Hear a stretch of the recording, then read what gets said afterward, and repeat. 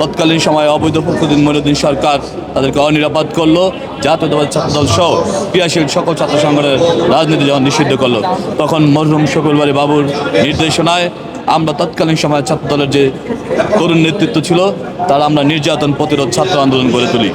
আমরা জাতীয়তাবাদী আদর্শের পতাকাকে ভিতরে ধারণ করে লালন করে আমরা নির্যাতন প্রতিরোধ ছাত্র আন্দোলনকে সামনে রেখে তৎকালীন সময়ে আমরা এই অবৈধ অগণতান্ত্রিক স্বৈরাচার ফখরুদ্দিন মঈনুদ্দিনের বিরুদ্ধে তীব্র আন্দোলন গড়ে তুলি।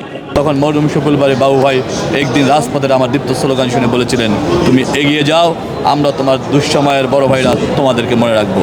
আর আমাদের ঢাকা বিশ্ববিদ্যালয়ের সবুজ চত্বরে এসে যখনই আমরা শফিউল বারী বাবু ভাইদের বক্তব্য শুনতাম তখনই আমরা অনুপ্রাণিত হতাম। তখনই আমরা দীপ্ত শপথ গ্রহণ করেছি, আমরা প্রয়োজনে আমাদের ঢাকা বিশ্ববিদ্যালয়ের সার্টিফিকেটকে বিসর্জন দেব, তবুও আমরা জাতীয়তাবাদী আদর্শ তথা শফিউল বারী বাবুদের আদর্শ এবং শহীদ রাষ্ট্রপতি জিয়া রহমানের যে সুমহান আদর্শ, সেই আদর্শ বাংলাদেশে বাস্তবায়ন করব।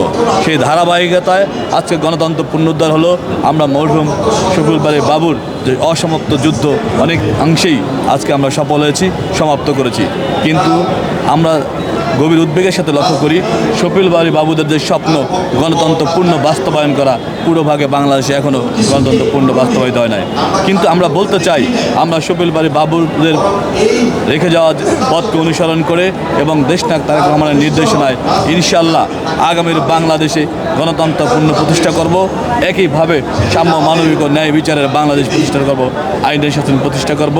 শফিউল বাবুরা বেঁচে থাকবেন আমাদের হৃদয়ে, জাতীয়তাবাদী আদর্শের সকল যোদ্ধার হৃদয়ে।